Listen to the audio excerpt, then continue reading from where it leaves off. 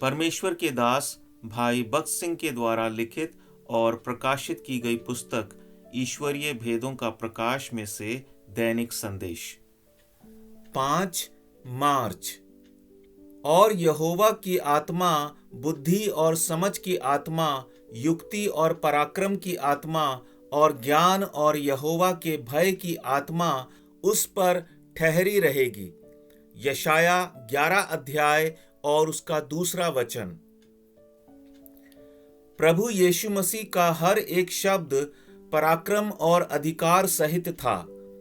मत्ती 7 अध्याय और उसका 29 वचन, यूहन्ना 7 अध्याय और उसका 46 वचन। तुम में जो निष्पाप हो वही पहले उसको पत्थर मारे, यूहन्ना 8 अध्याय और उसका 7वां वचन। ऐसे ज्ञानपूर्ण शब्दों द्वारा वह शत्रु को लज्जित कर सका। कैसा संपूर्ण ज्ञान और कैसा संपूर्ण प्रेम। लूका 20 अध्याय के पहले वचन से 8वें वचन में और उसके 21 वचन से 26 वचन में देखते हैं कि लोगों ने बड़ा जाल तो बिछाया परंतु प्रभु को पकड़ नहीं सके। एक ही शब्द के द्वारा वे खिसिया अर्थात बौखला गए। ऐसा था उसका दिव्य स्वर्गीय संपूर्ण ज्ञान और ऐसा था उसका प्रेम और अधिकार। सांसारिक ज्ञान द्वारा हम आत्माएं जीत नहीं सकते। लोगों की धारणा है कि होशियारी, आधुनिकता अर्थात नई नई सुविधाएं और सांसारिक ज्ञान द्वारा जागृति आएगी, परंतु यह संभव नहीं। उसके लिए दिव्य स्वर्गीय आत्मिक ज्ञान, आत्मिक अधिकार और स्वर्गीय प्रेम की जरूरत है। एक बार मैं सुसमाचार के पर्चे बांट रहा था। एक हिंदू व्यक्ति को मैंने सुसमाचार की पुस्तक दी। उसने कहा, यह विदेशी पुस्तक मुझे नहीं चाहिए।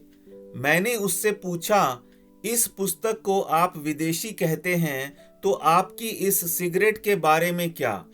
वह व्यक्ति विदेशी सिगरेट फूंक रहा था।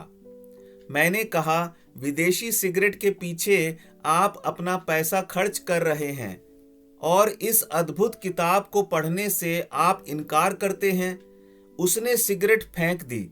मैंने कहा, अभी तो किताब आपके हाथ में आई नहीं और आपने सिगरेट फेंक भी दी। आप किताब खरीदिए, आपको बहुत आशीष प्राप्त होगी। फिर से एक बार मैं गाड़ी में सफर कर रहा था। तब एक रोमन कैथोलिक अर्थात एक धार्मिक मसीही समुदाय के पादरी से मुलाकात हुई। मैं उसे अपनी गवाही देने लगा। जब वह अंदर आया तब वह मुझे सिगरेट देने लगा और मैंने नम्रता पूर्वक उसका इनकार किया। जब मैं अपने उद्धार की गवाही उसे बताने लगा तब उसने मुझसे कहा, आखिर क्यों आप अपनी गवाही मुझे बता रहे हैं? क्या पूरे विश्व में आप ही एकमात्र मसीही हैं? मैंने कहा, नहीं। आप अंदर आए तब आप मुझे सिगरेट देने लगे क्योंकि आपको यह पसंद है। आपको जो अच्छा लगा आपने वह दिया।